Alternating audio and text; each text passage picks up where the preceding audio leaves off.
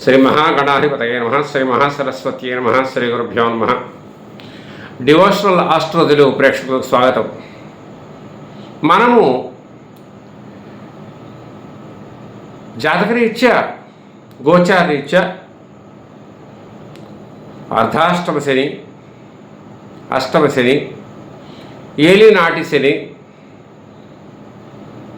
తర్వాత కంటక శని, అంటే మన రాశ్యాతు సప్తమంలో శని ఉంటాం, కంటక శని, ఇటువంటి దోషాలతో బాధపడుతూ అనేక రకాల ఇబ్బందులు పడుతూ ఉంటాం. ఆరోగ్యపరంగా, వ్యాపారపరంగా, వృత్తిపరంగా, ఉద్యోగపరంగా,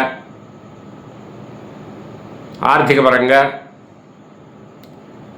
రకరకాలుగా ఏలినాటి శనిలో మనకి ముఖ్యంగా గమనించింది ఏమిటంటే మనకి చాలా కష్టాలు వస్తూ ఉంటాయి. తర్వాత మళ్ళీ మనం సుఖం పొందుతూ ఉంటాం. అదేవిధంగా అర్ధాష్టమి శని, అష్టమి శని అయ్యాక వివాహాలు కూడా అవుతూ ఉంటాయి. వివాహాలు కాని వాళ్ళకి అంటే ఆ సమయంలో కొద్దిగా మనకు అనుకూలత ఉండదు. అదేవిధంగా కొంతమంది దీర్ఘకాలిక వ్యాధులతో బాధపడుతూ ఉంటారు.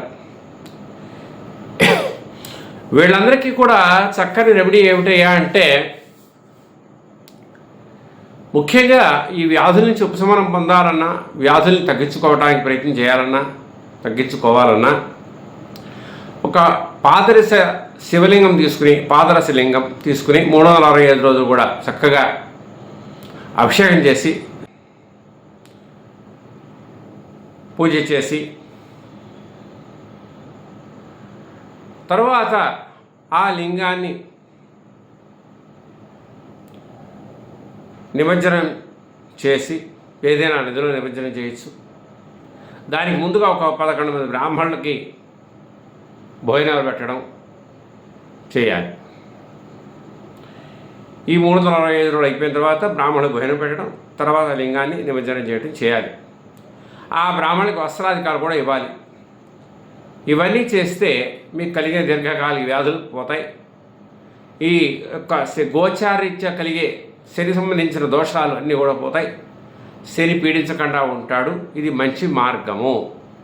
శుభం.